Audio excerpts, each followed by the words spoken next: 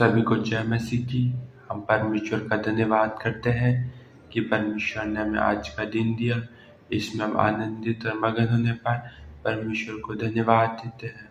बीते रात्रि परमेश्वर ने हम प्रत्येक लोगों को संभाला और एक नया दिन दिखाया कि परमेश्वर की ओर से होने पाए।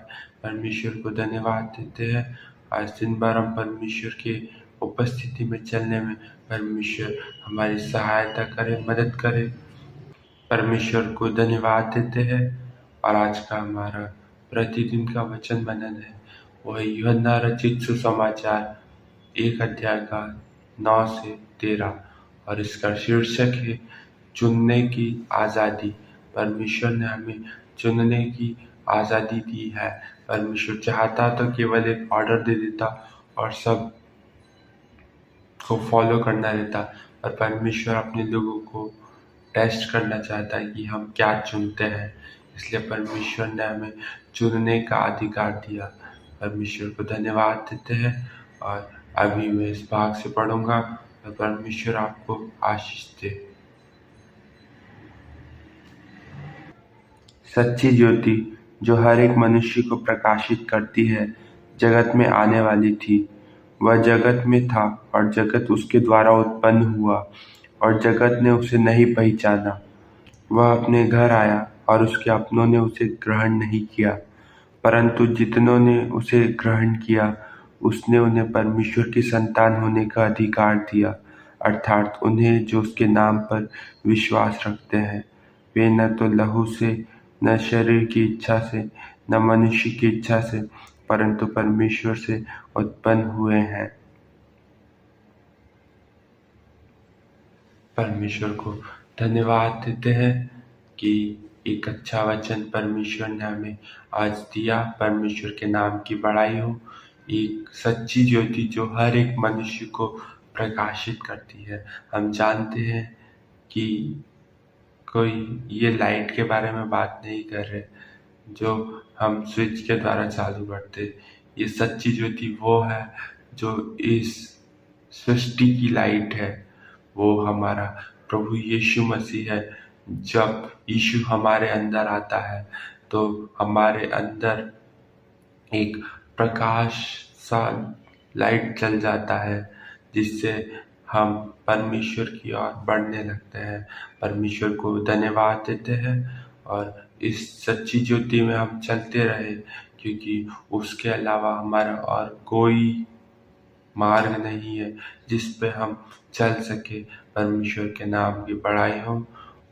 और आगे हम सीखेंगे कि यीशु इज़राइल के अब्राहम के घराने जो उनके अपने लोग थे उनके पास आए, परंतु उन्होंने उन्हें ग्रहण नहीं किया। परमेश्वर ने सबको स्वेच्छानुसार चुनाव करने का अधिकार दिया है। हम देखते हैं कि जब यीशु मसीह अपने घर गए जहाँ वे पैदा हुए थे, तो उनके लोगों ने उनको ग्रहण नहीं किया कि ये यीशु है और न उन पर विश्वास किया। पर परमेश्वर कहता है कि परमेश्वर ने हर एक को स्वेच्छानुसार चुनने का अधिकार दिया है। परमेश्वर चाहता है कि हम क्या चुने। जैसे परमेश्वर ने आदम और हवा को परखने के लिए उनके लिए चुनाव रखा कि ये मेरे लिए क्या चुनते हैं, ये जीवन का वृक्ष चुनते हैं या फिर बुद्धि और ज्ञान का वृक्ष। परमेश्वर के नाम की बड़ाई हो। हम परमेश्वर चाहता है कि हम क्या चुनते हैं, इसलिए हम ध्यान से देखें कि हम कैसी चाल चलते हैं। परमेश्वर को धन्यवाद देते हैं और हम इसी के लिए और भी बढ़ते चले जाए। परमेश्वर के नाम को महिमा मिले और वे कभी भी किसी की इच्छा से आगे नहीं बढ़ते। इसीलिए अनंत जीवन मनुष्य का स्वयं का चुनाव है। परमेश्वर ने अपने पुत्र को सबको बचाने के लिए भेजा और सबको स्वेच्छानुसार यीशु को ग्रहण करके अनंत जीवन चुनने का अधिकार दिया। हम देखते हैं कि ऐसा नहीं हो सकता कि एक छोटा बेबी है तो उसके लिए उसके माता पिता बैप्टिज्म ले कि हाँ मेरा बेटा अनंत जीवन में पहुंच जाए, नहीं, पर जो व्यक्ति है उसे स्वयं ही विश्वास करना पड़ेगा, स्वयं ही अपना जीवन परमेश्वर को देना पड़ेगा, तब जाके अनंत जीवन उस मनुष्य का होगा। क्योंकि परमेश्वर ने कहा है कि परमेश्वर ने अपने पुत्र को सबको बचाने के लिए भेजा। परमेश्वर ने हमारे लिए चुनाव रखा है कि हमें अनंत जीवन चाहिए या अनंत मृत्यु। आज चुनाव हमारे हाथ में है कि हम क्या चुनते हैं।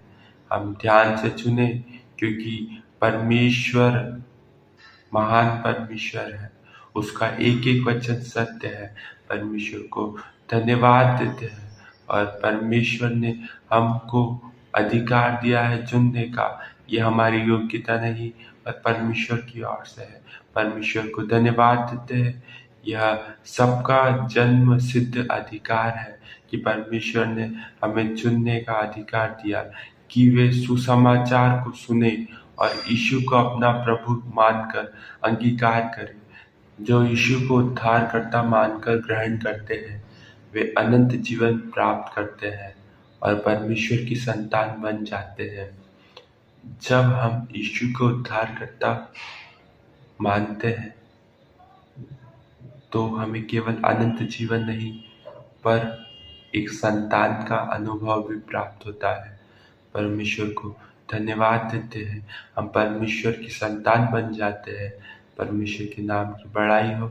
और जो उनके संतान बन जाते हैं उनकी यह जिम्मेदारी है कि वे सबके साथ सुसमाचार बांटे, फिर भी मसीह से क्षमा प्राप्त करके अनंत जीवन पाना या उनके विरुद्ध जाना, चुनने का निर्णय सबको दिया गया है।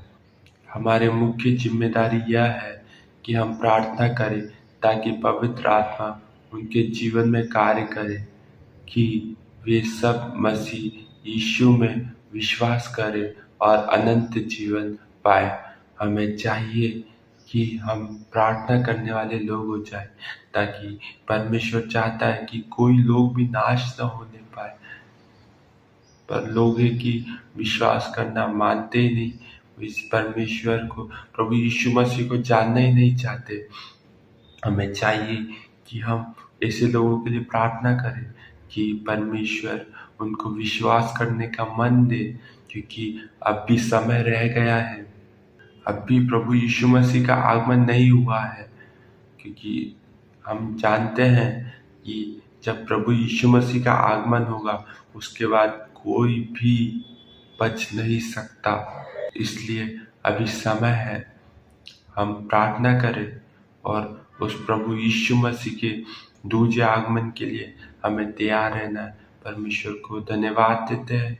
और आज का हमारा कीवर्ड से वो है यूहन्ना 1:12।